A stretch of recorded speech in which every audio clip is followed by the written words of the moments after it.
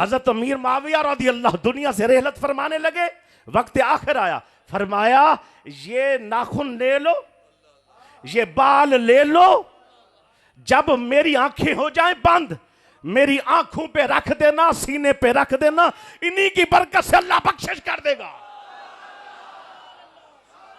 वो बाल क्या हैं, वो नाखून क्या हैं पता है?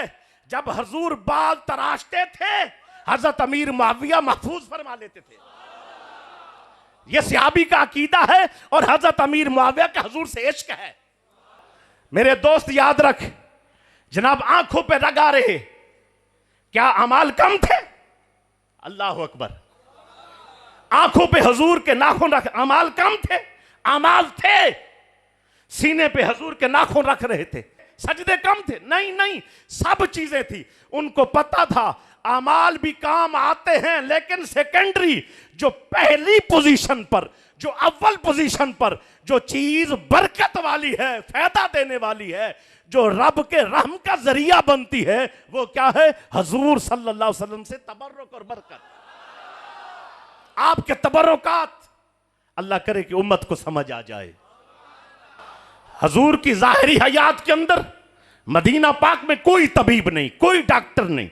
जब हजूर ने पर्दा फरमाया, जाहिरी पर्दा हुआ, अब बीमार हो जाए तो क्या हो, अब भी डॉक्टर कोई नहीं जी, अब भी डॉक्टर कोई नहीं। अब कोई बीमार होता है, अब बीमार होता हजरत उम्मे सलमा के पास, दरवाजा खटकाते, अम्मा जी जी हजूर बीमार हो गए हैं। पहले तो आंख पर हजूर दम करते, आंख ठीक हो जाती, लुआब लगाते, ठीक हो जाती, हाथ फेरते, ठीक हो जाते, हाथ मुबारक लगाते, मामला ठीक हो जाता। अब क्या करें? फरमाया परेशान ना हो, मेरे पास हजूर का एक बाल मुबारक है, पानी में डाल के, घोल के, हिला के प्याला बाहर भेज देती, बीमार पीते जाते, शिफा मिलती जाती।